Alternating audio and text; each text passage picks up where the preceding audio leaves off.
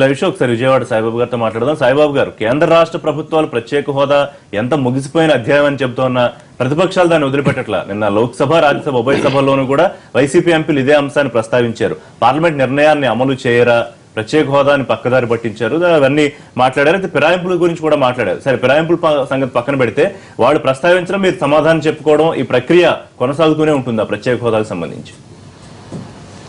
అంటే నిన్న రాజ్యసభలో కానీ లోక్సభలో కానీ ప్రత్యేకించిన విషయాలు ప్రశ్నోత్తరాల రూపంలో కాకుండా ప్రత్యేకమైన 0 అవర్లను వీటిలో ప్రస్తావించారండి. అది ఒక సందర్భంలో నిన్న మొన్నట్లో వైఎస్ఆర్సీపీ పార్టీ వాళ్ళు కూడా చెప్పున్నారు, ఎన్నికలకు ముందు మాకు ప్రత్యేక హోదా మీద అవగాహన లేదు, ప్రత్యేక హోదాని మేము అడగలేదు, ఎందుకంటే మేము సమైక్య ఆంధ్రప్రదేశ్గానే ఉండాలని కోరినాం కాబట్టి అన్నారు. ఇవాళ మారుతున్న పరిస్థితుల్లో ప్రత్యేక హోదాలో ఏమేమి వస్తాయి అనేది అందరికీ కూడా తెలిసిన విషయమే. 2017 మార్చితో కొన్ని ఇన్సెంటివ్స్ అయిపోతున్నాయి, 2017 జూన్తో కొన్ని ఇన్సెంటివ్స్ అయిపోతున్నాయి. ఇన్సెంటివ్స్ అయిపోయే వాటిని అడుగుతామా, లేదు మా రాష్ట్రంలో పరిశ్రమలు పెట్టాలంటే ఈ రాయితీలు ఇవ్వండి అని మనకు అడగాల, లేకపోతే ఈ ప్రాజెక్టు మాకు కావాలంటే ఇది కావాలని అడగాల అనేది స్పష్టత ఉండాలండి. ఫస్ట్గా స్పష్టత లేకుండా ఏదో మనం ప్రస్తావన చేశాము ఇదేనేది వెళ్ళటం అనేది కూడా కరెక్ట్ కాదు. ఇక్కడ మనకి కావాల్సింది ఏంటంటే, ఆర్థికంగా ఆంధ్రప్రదేశ్ రాష్ట్రం విడిపోయిన తర్వాత కొంత నష్టపోయింది. ఆ నష్టాన్ని భర్తీ చేసేందుకు మనకు ఏమేమి మార్గాలు ఉన్నాయి, ఒక ప్రత్యేక హోదాతోనో లేకపోతే వీటితోనే మనకి అవకాశాలు వస్తాయా అనేది మనం వేరీజ్ వేసుకోవాల్సిన అవసరం అయితే ఉన్నదండి. ఇప్పుడు ఒక చట్టం ఒక పలానా డేట్ వరకు ఇన్కమ్ ట్యాక్స్ చట్టంలో కానీ, రెవెన్యూ చట్టంలో కానీ, ఎక్సైజ్ చట్టంలో కానీ వేరియస్ నిబంధనల ప్రకారం వీటికి ఎగ్జంప్షన్స్ ఇచ్చారండి.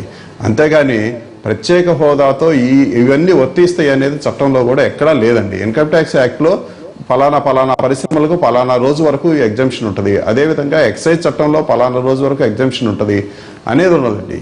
ఇవి కాకుండా కొత్త పరిశ్రమలు పెడితే ఏ విధమైన ఇన్సెంటివ్లు ఇస్తామనేది ఫుడ్ ప్రాసెసింగ్ వాళ్ళు సపరేట్గా, అగ్రికల్చర్ వాళ్ళు సపరేట్గా, ఇతర పరిశ్రమలు ఎంఎస్ఎంఈలకి సపరేట్గా, భారీ పరిశ్రమలకు సపరేట్గా కదా ప్రభుత్వాల యొక్క విధానాలు మారినాయండి. గతంలో ఒక ఫుడ్ పార్క్ పెడితే 50 కోట్లు ఇన్సెంటివ్ ఇవ్వటం, అట్లాగే మెగా ఫుడ్ పార్క్ పెడితే కొంత ఇన్సెంటివ్ అనేది గతంలో లేని నిబంధనలు ఇవాళ వచ్చినాయండి. దాదాపు ప్రతి సందర్భంలో ప్రతిపక్షాలు ఇదే అంశాన్ని ప్రస్తావించడం ప్రభుత్వానికి కొంత ఇబ్బందికరంగా లేదా సమాధానం చెప్పుకునే విషయంలో, ప్రజల్ని కన్విన్స్ చేసే విషయంలో? అంటే ఇక్కడ ప్రజలకి మనము ఏ విధంగా మనం మార్పు తీసుకొస్తున్నాం అనేది చూపిస్తున్నామండి. చూపించిన తర్వాత ప్రతిరోజు అడిగిన దానికల్లా మనం సమాధానం చెబుతున్నాం అంటే ఈ ప్రభుత్వానికి ఉన్న రెస్పాన్సిబిలిటీ అండి. రెస్పాన్సిబుల్గా ఫీల్ అవ్వబట్టే ప్రభుత్వం ప్రతిరోజు కూడా చెప్తున్నాం, కానీ వీళ్ళదే ఇది కాదనేది కాదు. లేదు, మీరు సజెస్టివ్గా కన్స్ట్రక్టివ్గా ఈ రోలుకి రండి, మేము చేస్తాము అనేది రావచ్చండి. ఒకవేళ జగన్మోహన్ రెడ్డి గారు ముఖ్యమంత్రి గారితో కలవటానికి ఏమైనా రిజర్వేషన్స్ ఉంటే కనుక ఆ పార్టీ ఎమ్మెల్యేలు కలవచ్చు, ఆ పార్టీ ఎంపీలు కలవచ్చు, కలిసి ఈ విధానంలో మనకి కొంత నష్టపోతున్నాం అనేది ముఖ్యమంత్రి గారితో మాట్లాడొచ్చండి, ఎప్పుడు కూడా చేయొచ్చు. అంతేగాని ఒక వ్యక్తిగతంగా పార్టీ పరంగా లేకపోతే పొలిటికల్ మైలేజ్ తీసుకుందాం అనే దాంతో ఒకే ఒక మార్గంలో వెళ్తుంది. అది సరైన విధానం అయితే కాదండి. గతంలో కూడా తెలుగుదేశం పార్టీ ప్రతిపక్షంలో ఉన్నప్పుడు కూడా అనేక సార్లు ఇక్కడ ఎవరైతే ముఖ్యమంత్రిగా ఉన్నారో వాళ్ళకి ఉత్తరాలు రాయటం జరిగింది, కలవటం అంటూ జరిగింది. అదేవిధంగా రకరకాల సందర్భాల్లో కేంద్ర ప్రభుత్వంలో కాంగ్రెస్ పార్టీ ప్రభుత్వం ఉన్నా కానీ ముఖ్యమంత్రి చంద్రబాబు నాయుడు గారు వెళ్ళి కలిశారండి. ఇవన్నీ రకరకాల సందర్భాలు ఉంటాయి. మ్యూచువల్ కన్సల్టేషన్తో బెనిఫిట్ చేయాలి, కానీ ఈ విధంగా అనేది కరెక్ట్ కాదనేది నా భావన అండి. ముఖ్యమంత్రి గారు అన్నారు, సరే పశువుల పండుగ అయిన జల్లికట్టుతో హోదా ఉద్యమ స్ఫూర్తిని పోలుస్తారా? ఇదంత ముందే ఆయన చాలా సందర్భాల్లో వ్యాఖ్యానించారు. ప్రత్యేక ప్యాకేజీకి చట్టబద్ధత కోసం నేను పోరాడుతున్నాను, ఒకవేళ బెనిఫిట్ జరగలేదంటే నేనే ముందుండి మళ్ళీ నిలబడతాను, మీరు అనవసరంగా రాజకీయం చేయదు, ఇది వారు చెప్పేది. లోకేష్ ఒక మాట అన్నారు, ప్రత్యేక ప్యాకేజీకి సంబంధించి చర్చ విషయంలో ప్రతిపక్షాలు పారిపోయాయి, అలాగే ఈజ్ ఆఫ్ డూయింగ్ లో మనం నెంబర్ 1 గా ఉన్నాం, హోదా ఏ రాష్ట్రం నెంబర్ 1 గా ఉందో చూపించండి, అసలు అవి చివరిలో ఉన్నాయని చెప్పారు. సో ఏంటి మీ దీనికి మీద సమాధానం? సార్, ఇప్పుడు ప్రత్యేక హోదా అనేది ఒక ప్రత్యేకమైనటువంటి పరిస్థితుల్లో ఆంధ్ర రాష్ట్రానికి విభజన చట్టంలో ఇచ్చినటువంటి ఒక గొప్ప హామీ. దాన్ని ఇప్పుడు వాళ్ళు ఒకటి చెప్తున్నారు, సందర్భం మారి పరిస్థితులు మారాయని చెప్తున్నారు. ఏం పరిస్థితులు మారినాయి, ఎక్కడ మారలేదు అంటే మనం ఒత్తిడి తీసుకురావాల్సినటువంటి రాష్ట్ర ప్రభుత్వము వాళ్ళకేదో రాజకీయ ప్రయోజనాల ఆలోచనతో బీజేపీ మీద, కేంద్ర ప్రభుత్వం మీద ఒత్తిడి తీసుకురావడం లేదు. నేను అదే చెప్తాను. ఇప్పుడు ఒక్క విషయము, ఇప్పుడు 11 రాష్ట్రాల్లో ఇచ్చినటువంటి ప్రత్యేక హోదా ఇచ్చినటువంటి ఏ రాష్ట్రాలకు కూడా పారిశ్రామిక రాయితీ ఇవ్వలేదా? ప్రత్యేక హోదాతో పాటే పారిశ్రామిక రాయితీలు ఇవ్వబడ్డాయి. అది సపరేట్ జీవోలు చేస్తారా, వేరే వేరే మినిస్ట్రీస్ ఉంటాయి, వాళ్ళందరూ చేసినారు. నేను ఒక ఇండస్ట్రియలిస్ట్ మాట్లాడాను. మీరెవరు ముఖ్యమంత్రికి సమాధానం చెప్పట్లేదని కదా ఆయన నిన్న గుంటూరు సభలో కూడా అన్నారు. నేను ఎన్నాళ్ళ నుంచి అడుగుతున్నాను, హోదా కాకుండా ఇదిగో ప్యాకేజ్ నాకు ఇంత బెనిఫిట్ వస్తుంది, కాదు దీని వల్లే వస్తుందని మీరు చెప్పండి అంటే ఎవరు నాకు చెప్పలేదు. ఎవరు చెప్పాలా? ఇప్పుడు ఆయనే ఉండి క్వశ్చన్ చేస్తే అక్కడ ఎవరని చెప్పాలి? ఇప్పుడు నేనేమంటానంటే 11 రాష్ట్రాల్లో ఇచ్చినటువంటి, ఇప్పుడు మనం అన్ని జీవోలు దిద్దాము, 11 రాష్ట్రాల్లో ప్రత్యేక హోదా ఇచ్చిన రాష్ట్రంలో ఈ పారిశ్రామిక రాయితీలు ఇవ్వనటువంటి రాష్ట్రం ఏదైనా ఉందేమో చెప్పమనండి. నాకు తెలిసి అస్సాంలో 2017 లోపల సెటప్ చేస్తే అనదర్ 5 years అక్కడ పారిశ్రామిక రాయితీలు ఇవ్వబడ్డాయి. పారిశ్రామిక రాయితీల వల్ల అనేక పరిశ్రమలు వచ్చే అవకాశాలు ఉన్నాయి. అక్కడన్నా ఇంకా టెరైన్ అందుకు కొంచెం ఇబ్బందికరంగా ఉంది. కానీ అదే ఆంధ్ర రాష్ట్రంలో ఇవ్వగలిగితే ఇప్పుడు వాళ్ళు ఏం చెప్తున్నారు, ఆ రాష్ట్రాలు ఎక్కడున్నాయని అడుగుతున్నారు.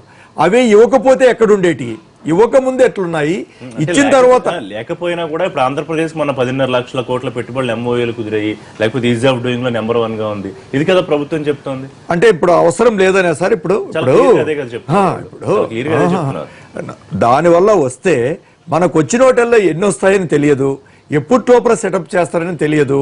అనేక వేల మంది చదువుకొని ఇప్పుడే ఒక్క రాజధాని కూడా లేనటువంటి ఒక పరిస్థితి.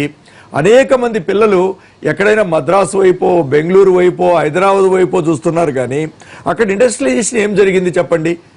కాబట్టి ఈ పరిస్థితుల్లో చాలా అత్యవసరం, అది అవసరం ఉంది. కాబట్టి మేము ఫైట్ చేస్తూనే ఉంటాం.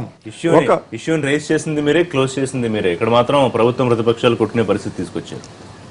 ఇవాళ మాట్లాడే ప్రత్యేక మన ఆంధ్రప్రదేశ్ రాష్ట్రం విడిపోయిన సందర్భంగా పార్లమెంట్ లోపల కానీ పార్లమెంటు వెలుపల కానీ ఎక్కడా కూడా ఈవెన్ మా మిత్రపక్షమైనటువంటి తెలుగుదేశం పార్టీ కూడా రాష్ట్ర ప్రయోజనాల కంటే వ్యక్తిగత ప్రయోజనాలు ఆ రోజు ఆశించారు. ఇవాళ ప్రధాన ప్రతిపక్షంగా ఉన్నటువంటి వైఎస్ఆర్సీపీ కూడా వాళ్ళకి కన్ఫ్యూజన్లో ఉన్నారు. యాజ్ ఆన్ దట్ డేట్ ప్రతిపక్ష నాయకుడు యునైటెడ్ ఆంధ్రప్రదేశ్ కావాలని చెప్పి పార్లమెంట్లో ప్లే కార్డు పెట్టుకోవటం, మా మిత్రపక్షం కూడా లేఖ అయితే ఇచ్చారు. బట్ లేఖ తర్వాత ఏం జరగాలో కూడా తెలియలే. అంటే జరుగుతుందని ఎవరు ఊహించలేదు. మీరు వ్యక్తిగత ప్రయోజనాలు ఆశించారంటే ఎవరు ఆశించారు? పార్టీలు, అన్ని రాజకీయ పార్టీలు ఆంధ్రప్రదేశ్ విభజన విషయంలో, తెలంగాణ మన సంయుక్త రాష్ట్రం నుంచి విభజన విషయంలో బీజేపీ కాదు, బీజేపీ చాలా స్పష్టంగా అది వేరే ప్రయోజనాలు లేదండి. భారతీయ జనతా పార్టీ ఎప్పటి నుంచి అడుగుతోంది చిన్న రాష్ట్రాల కోసం. బీజేపీ రాజకీయ ప్రయోజనం లేకుండా విభజనకు మద్దతు ఇచ్చిందని చెప్తే దాన్ని ఎవరన్నా నమ్మే పరిస్థితి?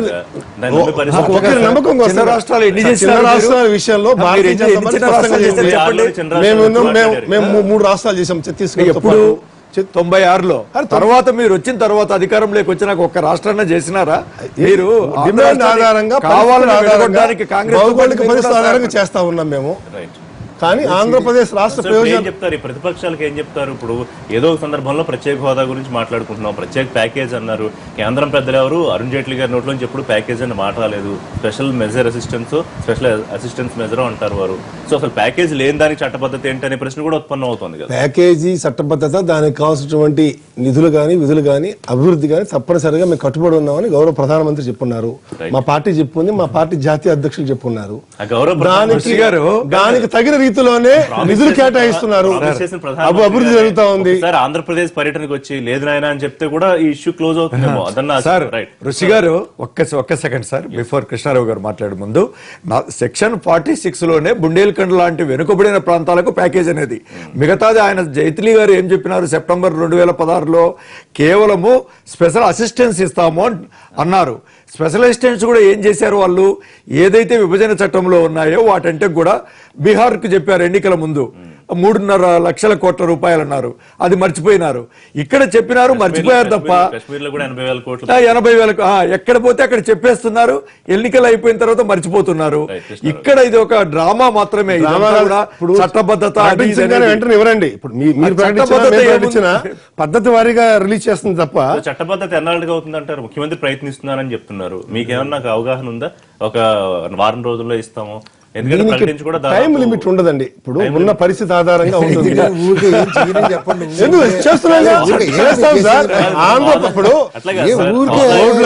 పోలవరం ప్రాజెక్ట్ కానీ 24/7 పవర్ కానీ ముగిసిపోయిన క్రతం ఇది. ఒకటి ఏంటంటే ఫస్ట్ ప్రత్యేక తెలంగాణ ఉద్యమం వచ్చింది. అప్పుడు మన ఛానళ్ళు అందరూ అన్ని పార్టీలు కేవలం అదే ఇష్యూ డైలీ అన్ని ఛానల్తో నీకు అదే వ్యవహారం, అది అయిపోయింది.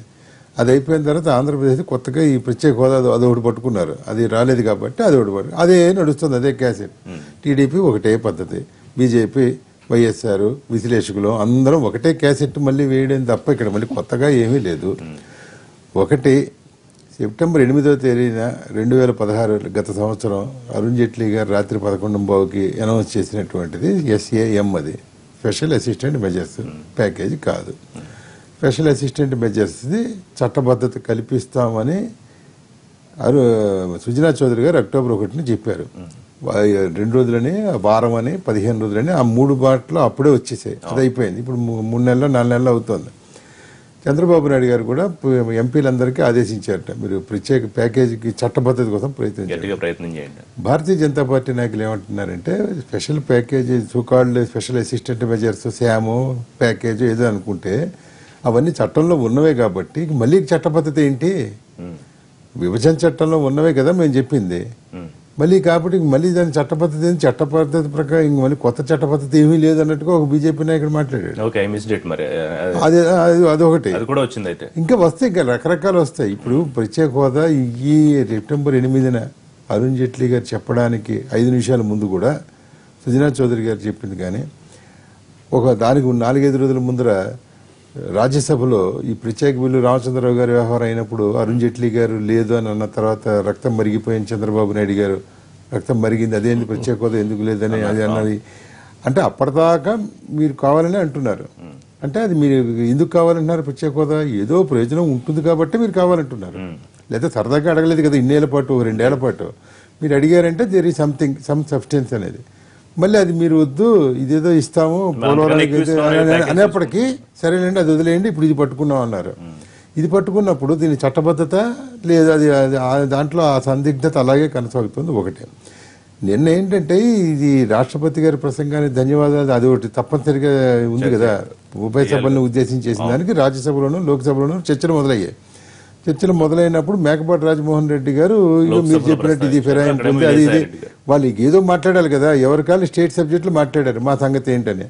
తోట నరసింహ గారు ఇమీడియట్ గా మాట్లాడారు, తెలుగుదేశం ఆయన కూడా ఇదే సబ్జెక్టు మీద మాట్లాడుతూ ఆ ప్రత్యేక ప్యాకేజ్ ఏదో తొందరగా ఇవ్వండి అని ఆయన అన్నారు. అంటే ఇది కేంద్రం సరిగ్గా చేయడం లేదు. మొన్న బడ్జెట్ వచ్చిన రోజున చంద్రబాబు నాయుడు గారు రియాక్షన్ కానీ ఇటు కేసీఆర్ గారు అంటే తెలంగాణ ప్రభుత్వం కానీ చూస్తే మనకేం పెద్దగా లేదు, మీరు పట్టుబట్టండి అది ఇది ఇంకా మీరు అధ్యయనం చేయండి, అన్ని మంత్రుల దగ్గరికి వెళ్ళండి, అది కదా చెప్పింది ఆదేశాలు. సో ఇది ఇంకా ఒక అసందిగ్ధంగానే ఉంది. సో ఇది ముగిసిపోని క్యాసెట్ అదే చెప్తుంది. ఈ క్యాసెట్ అనేది 2019 దాకా ఈ క్యాసెట్ నడుస్తుంది, 2019లో కూడా నడుస్తుంది. సాయిబాబు గారు, ఈ సందిగ్ధతకి ఈ కన్ఫ్యూజన్ కి క్లారిటీ వచ్చే అవకాశం ఉందా అటు బీజేపీ వైపు నుంచి కానీ తెలుగుదేశం వైపు నుంచి కానీ? కృష్ణారావు గారు చెప్తున్నట్టు ఒక బీజేపీ నాయకుడు దీనికి ఇంకా విభజన చట్టంలోనే ఉంది, ఇంకా చట్టబద్ధత ఏంటి అని అడిగితే మరి చట్టబద్ధత కోసం మీరు పోరాడుతున్నారు కదా పక్కన. అంటే ఋషి గారు ఇక్కడ విషయం ఏంటంటే ప్రత్యేక హోదా వల్ల వచ్చే బెనిఫిట్స్ కొన్ని మేము మీకు పాస్ ఆన్ చేస్తామని కేంద్ర ప్రభుత్వం అధికారికంగా ప్రకటించింది. అరుణ్ జైట్లీ గారు అధికారికంగా ప్రకటించారు. ఇందులో పోలవరం చట్టంలో ఉన్నా కానీ ఇది మొత్తం మేమే భరిస్తామనే దానికి నాబార్డు ద్వారా కానివ్వండి, కేంద్ర ప్రభుత్వంలోని బడ్జెట్ ద్వారా కానీ ప్రొవిజన్ చేస్తామనేది మనకి చట్టబద్ధత కల్పించడం. అంటే నాబార్డుతో అగ్రిమెంట్ చేసుకొని గవర్నమెంట్ ఆఫ్ ఇండియా వీటికి ఫైనాన్సింగ్ చేస్తుంది. అదేవిధంగా ఎక్స్టర్నల్లీ ఎయిడెడ్ ప్రాజెక్ట్స్ని బాధ్యత మీకు ప్రత్యేక హోదా వల్ల వచ్చే ప్రయోజనం external aided projects government of ఇండియానే భారం భరిస్తుంది అనేది. ఆ ఎక్స్టర్నల్ ఎయిడెడ్ ప్రాజెక్ట్స్ ని కేంద్ర ప్రభుత్వమే అగ్రిమెంట్ చేసుకొని మనకి ఇవ్వటం అనేది ముఖ్యమైన కార్యక్రమం అండి. అట్లాగే కొన్ని స్కీములకి 60% బదులుగా 90% గవర్నమెంట్ ఆఫ్ ఇండియా ఫైనాన్సింగ్ చేయాలి. వీటి వల్ల ఋషి గారు మీ వాయిస్ నాకు వినపట్టలేదు. ఒపీనియన్ మధ్య ఏమన్నా అభిప్రాయ భేదాలు ఉన్నాయా? ఎటువంటి అభిప్రాయ భేదాలు లేవండి. ఇవాళ వాళ్ళు ఇచ్చిన హామీలు కొన్ని అమలు పరచాలంటే చట్టంలో కొన్ని మార్పులు చేయాల్సిన అవసరం ఉందండి. ఇవాళ ఎక్స్టర్నల్ ఎయిడెడ్ ప్రాజెక్ట్స్ ని కేంద్రమే భరించాలంటే కొన్ని నిబంధనలు ఉన్నాయి, ఆ నిబంధనల ప్రకారం వెళ్ళాలి. అదే విధంగా పారిశ్రామిక రాయితీలు ఇవ్వాలంటే కొన్ని నిబంధనలు మార్చాల్సిన వ్యవహారం ఉంది. ఇవన్నీ కూడా మాట్లాడుతూ 15 రోజుల్లో ఒక్కసారి మీరు మళ్ళీ నా దగ్గరికి రండి, నేను అంత లోపలికి మీకు చట్టబద్ధత ఇస్తాను అంటున్నారు. బీజేపీ వాళ్ళు ఏమంటున్నారు అయ్యా చట్టబద్ధత ఏముంది సార్ అన్నట్టుగా కృష్ణారావు గారు అన్నట్టుగా అది కేవలం అసిస్టెన్స్ మెజర్స్ కొన్ని తెలియజేసిన చౌదరి గారు కాన్ఫరెన్స్ పెట్టాను. ఒక్క నిమిషం గోవిందరెడ్డి గారు గోవిందరెడ్డి గారు ఒక్క నిమిషం అండి గోవిందరెడ్డి గారు ఇవాళ ఒక్క నిమిషం గోవిందరెడ్డి గారు ఇవాళ మీరు ఇందాక అన్నారు ప్రత్యేక హోదా వచ్చిన వాటన్నిటికి కూడా పారిశ్రామిక రాయితీలు. నేను ఇందాక క్లియర్ గా చెప్పానండి, పారిశ్రామిక రాయితీలు అనేది ఇన్కమ్ ట్యాక్స్ చట్టం ప్రకారము, రెండవది ఎక్సైజ్ చట్టం ప్రకారం అవును సార్, దానికి ఇస్తారు. ప్రత్యేక హోదా ఉన్నదానికి ఇస్తారు. అది ముందు మీరు కొద్దిగా మీరు పెద్దవాళ్ళు, మీకు అన్ని విషయాలు కూడా తెలుసు, కొద్దిగా అవగాహన అయితే తెచ్చుకోండి. అదే విధంగా థ్యాంక్ యూ కృష్ణారావు గారు.